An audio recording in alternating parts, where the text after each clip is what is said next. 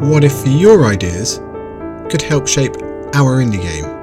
This week, we received 2 suggestions from our viewers. The first suggestion, of course, we was going to implement. I mean, it's our first one, right? The second one, we'd been thinking about doing this for a while as well. We wanted to get to it, so it felt like the time to do it. Our first suggestion came from Chris Pike. He asked for a bright purple Diplodocus as the next character.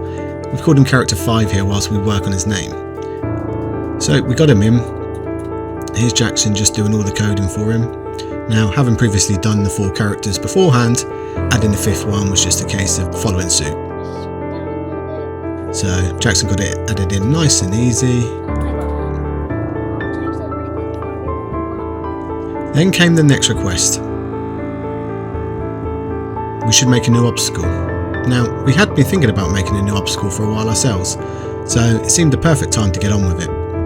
We decided to do the flamethrower. Here you can see us in Photoshop doing the necessary art to make the animation of the frames.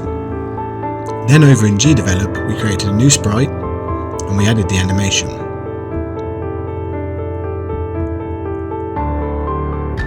Once all the frames are in, we had to test the frames per second to find a comfortable level which made the game look right. We're happy around here, probably around 10 frames per second. Then we stuck our new flamethrower sprite into the game. We tested this and oh no, as you can see it's a little bit too small. That's what she said.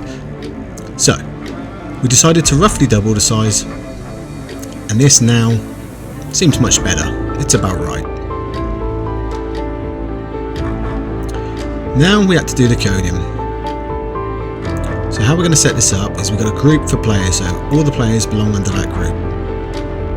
We are then going to do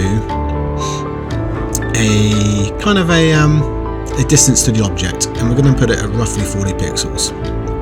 We then need to make sure that this is only going to trigger if the flame is being animated.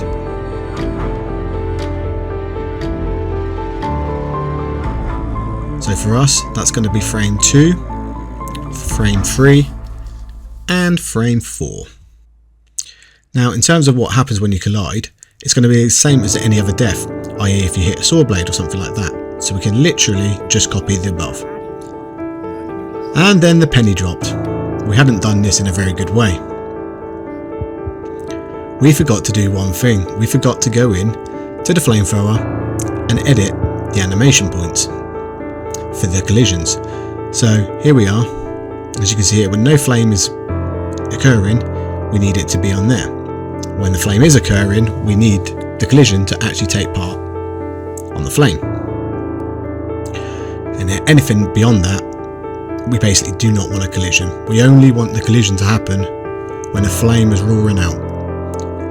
So we're just going through all of the different frames and making sure that it's not going to happen unless we want it to happen.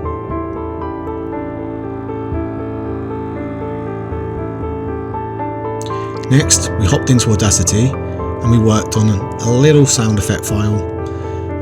So when the player collides with it, you get a nice kind of a flamed burn effect. Then back in DevLog, we just dropped that in. Lastly, we had to go through all of our characters and just test that the collision and the death was occurring how we wanted. All the way through, even to our brand new character, our little long neck fella here. And that was pretty much it. All done.